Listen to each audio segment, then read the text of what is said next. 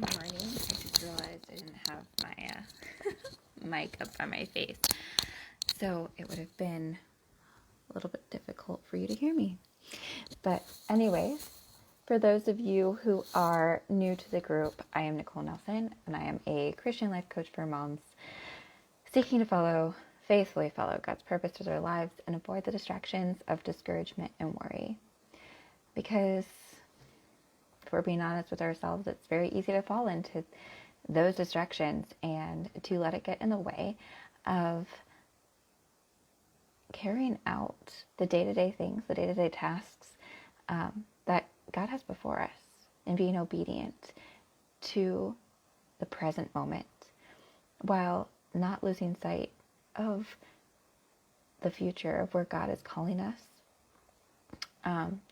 in our own families, and calling us in His plan of salvation.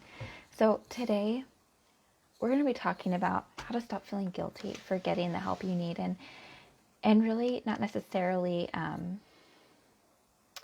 steps for getting the help you need, but the mindset that needs to shift, the heart set that needs to shift, the thoughts that need to shift in your mind so that you can get the help you need, because it is necessary.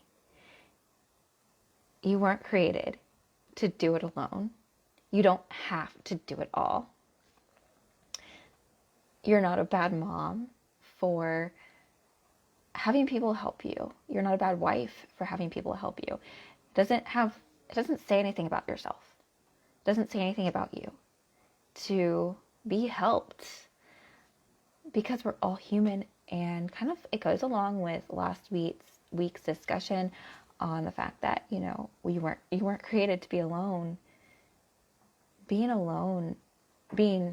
being alone, and being in community, being part of the body of Christ, means that we support one another.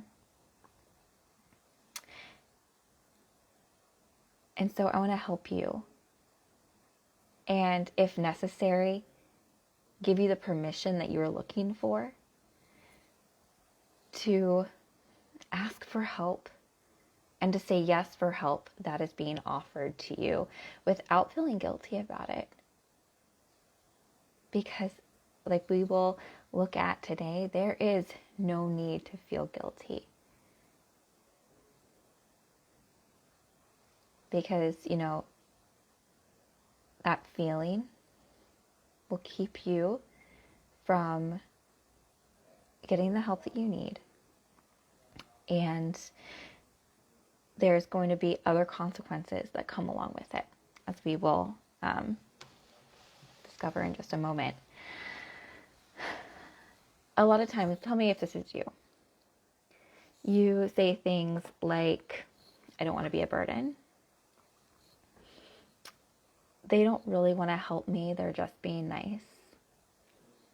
What will they think of me if I keep asking for help?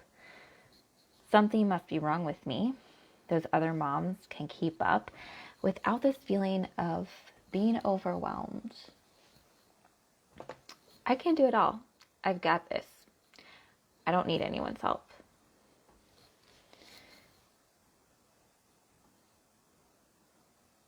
How many times has someone offered to come in and watch your kids for you, or even asked how you were doing, if you needed anything, and you said no, but then you turned around and looked at everything that needed to be done and just started crying? How many times have you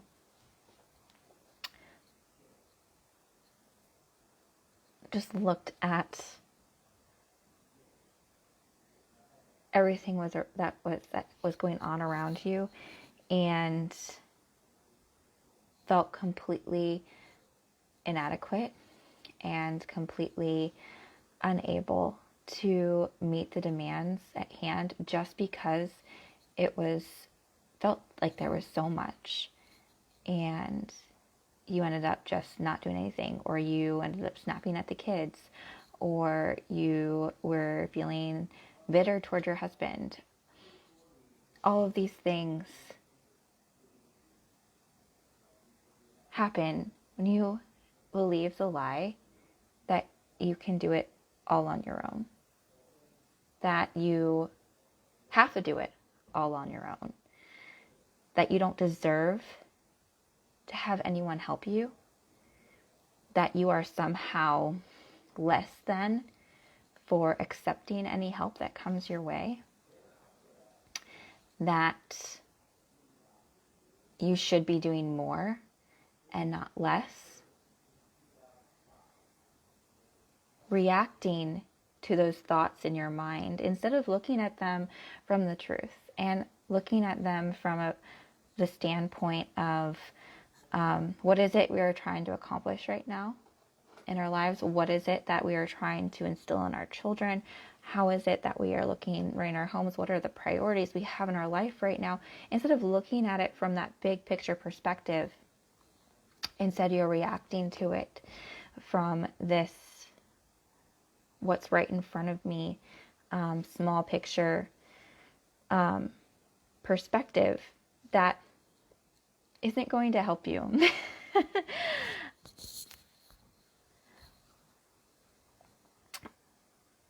Right now, if you're feeling like, dinner's late all the time, the baby's fussy, kids are constantly nagging at you, and that you're just really lacking any space to think or breathe, then it's time to step back and it's time to reevaluate. And we'll start that by first rewiring those thoughts that are going in your mind to a few truths that I have found to be helpful in my own journey toward learning how to accept the help that is given, and learning that it's okay to receive the help in different forms, learning that it's okay that there are times in life, there are seasons where we will receive more and other seasons when we will give more. And that's okay. It's the natural balance of life. There's a flux that comes along. There's a certain type of flow that happens in life. And just like there are different seasons, spring, summer, fall, winter, there are different seasons in your life as well. And knowing that that is okay, and that's a part of life.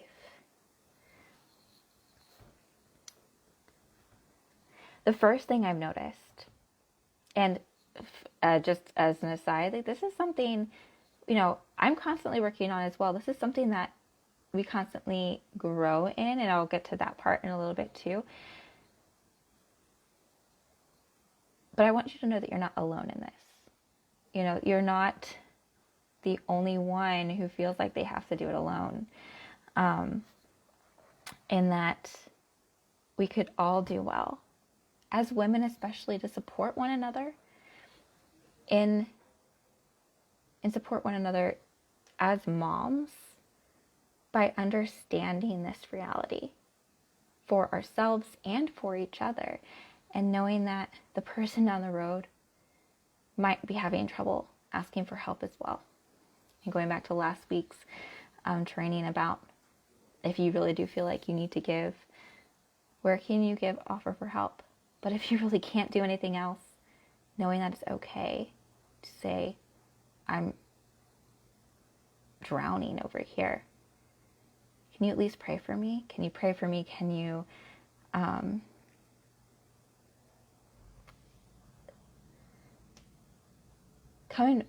and sit with me, and we can fold laundry together? Can we have a cup of coffee as I wipe off this table? Or even asking your husband for help in, I need 5 minutes when you get home. I need 5 or 10 minutes to just decompress and have some time to think, because I haven't been able to think all day because life has been at me all day. And I need some time to renew myself in the Lord, to change my perspective, to really focus on on clearing my mind and having some time so I can come back and be more refreshed and be better able to take care of the family. And that is the first perspective that I want to share, that allowing that time and allowing yourself to ask for help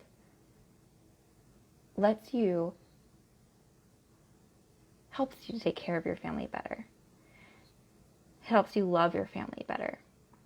Because if you're constantly in this state of overwhelm, if you have this constant state where your mind just feels so foggy, where you're reacting to each situation because you feel like you're drowning, where you're just like gasping for air, again, like we said before, you're going to be snapping at your children. You are going to start getting that tight, anxious feeling. You're going to have those moments where you just sit down and cry. You are going to let things fall to the wayside and then beat yourself up even more, because you start to spiral and you'll get into this place of discouragement and despair where you're like, what does it matter anymore? Where when you accept the help that is given, when you ask for help that is needed, it stops that cycle. It stops that spiral. It allows you to regain some composure. Again, ground yourself back into Christ, back in His Word. And in doing so, it helps you have that mental space, even for a moment, to stop. Like we talked about the other week, respond in love. There is such a difference. You could have the same situation where the kids are loud and noisy and dinner needs to be gotten on the table. There's another, and it has to be done by a certain time because there's an activity that is happening later on. The house needs to be picked up. And when you are in the space of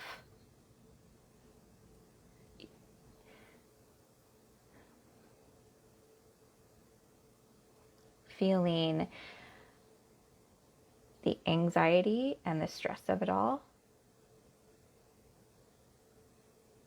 and you haven't had that time to step away and allow yourself a time to think or to get the help you need, then in that situation, you're going to be snapping at the kids to pick up their toys. Dinner might get burnt because you're throwing pots around. And you'll get more mad. Your husband's going to come home and the house is going to be a wreck. You're not going to leave on time because dinner wasn't ready on time. He's probably going to get mad and also add to the commotion, which, it's just this cycle that keeps building on each other, where you can stop the cycle, where you have that time to, after you've asked for help, there's a better ability to then, in that moment, choose your words better, and speak in a kinder tone, to actually not feel that anxiety that is there, but able to look at it from a perspective of, it's okay, it will happen, things will get done. And the spiral is stopped. There is no spiral because you're able to come from it from a different perspective, approach the situation from a different perspective. And that's because you asked for help. I had, there was a time in my life where I had, how many did I have? I think it was the 5 little ones. And I was struggling a lot with asking for help. I didn't really know how. And there was one mom, and I didn't know how to accept it very well either. And there was a mom who was an older mom who her grandchildren had just moved away, and she offered to come to my house once a week. I think it was about once a week or so, and watch the kids for me and just take some time, give me an hour or two where I could get some things done, I could have some quiet time, and she would watch them and play with them. In my home, we were all in the same place, but I could step away. And lucky for me, she was very persistent. But in that example, I was able to also see just how important it was, because I was able to move away from that feeling of, I'm so overwhelmed, I just want to cry, to, wow, I'm able to love my family better because of this. Wow, this is supporting one another in community is important. Wow. My husband comes home and the kids can be happily playing with something, and I can greet him with a smile because I don't feel so burdened by the day. Even when it's not the same day that she was over, it carries on into other days in the week.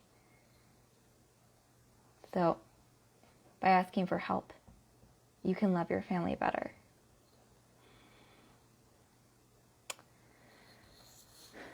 Also, the second point is that asking for help brings joy to those who are able to help you. Now, there's a difference between, and this is another thing too, this is where you have to balance it, where, there's one fear of like, oh, I don't want to always be the bother. I don't always want to be nagging people for help. I don't always want to be a drain on others. And there is some prudence to that. It is asking for help in prudence and being prudent about who you go to, what you're asking for, and whatnot. But you also can't let that stand in your way. And so we're not going to be talking about someone who you might look at as constantly just, I forget what the word is, but basically sucking from other people. Because if you're concerned about that, that's not you. And you do need to be able to ask for the help you need. And just the support. And it can come in many forms. Like I said, we're not really going there and what it looks like, because that can vary so much from person to person. But right now it's that perspective, that mindset of what is the result of asking for help. And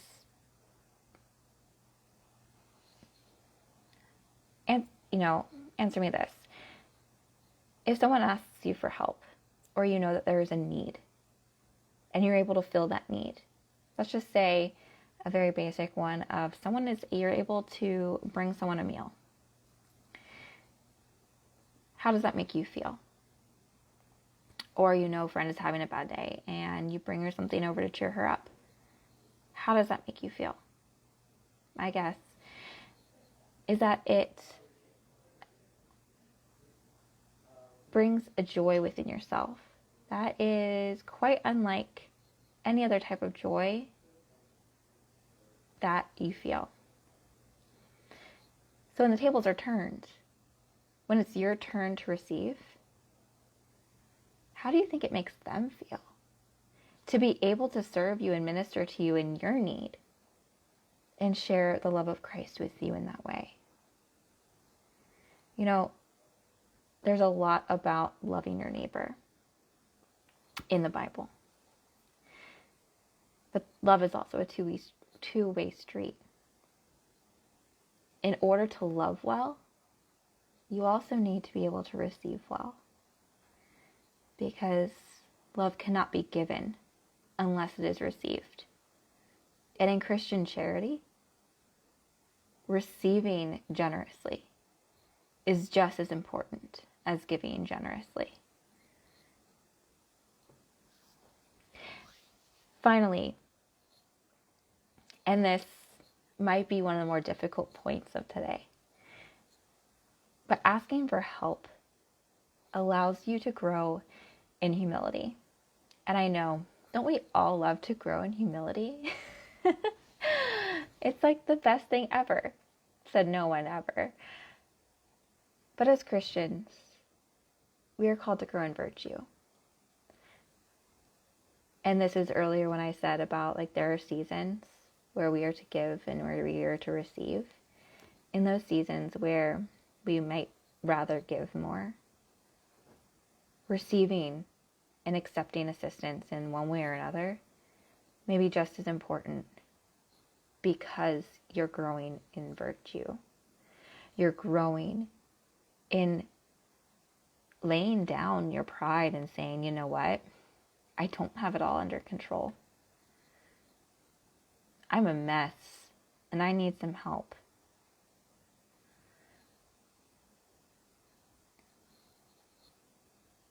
And of course, first going to our Lord and asking Him for the strength, and asking Him for the strength to, and the prudence to know what it is you need most for your family, and then the humility to ask for that help.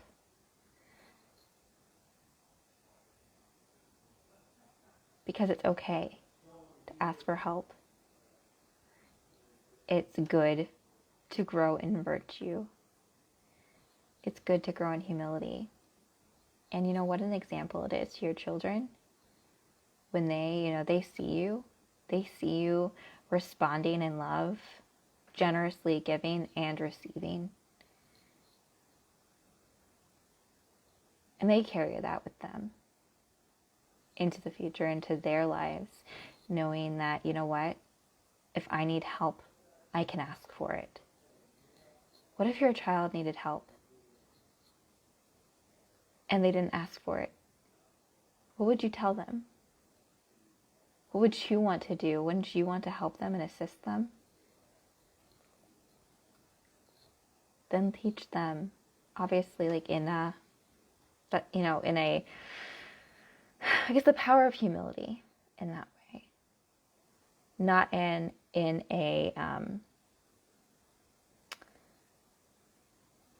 forgot the word, but like no one's obligated to help them. So in humbly asking for help when it is needed, and humbly accepting the answers that are given to that request, not being entitled to the help, but also not being too proud to admit when there is a need, and discerning that balance in the process.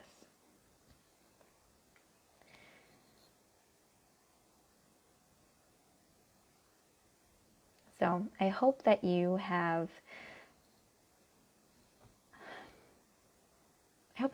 something today clicked for you in your mind about, that you can ask for help, that it's okay, that you don't have to do it all, that you're not a horrible person if you do, that it doesn't mean you're weak or a bad mother or a bad wife or a bad housekeeper, or that you can't keep up with everything, or that it even matters if you can or can't, in the sense of what the world thinks about you. It just is, and it's okay. And so I hope that I've helped shift that perspective in your mind. I hope that by listening to this video that you have a different awareness for what it means, for the repercussions of asking for help when it is most needed, and of receiving help when it is given. And with that, I hope you have a wonderful and blessed day, and we'll be back next week.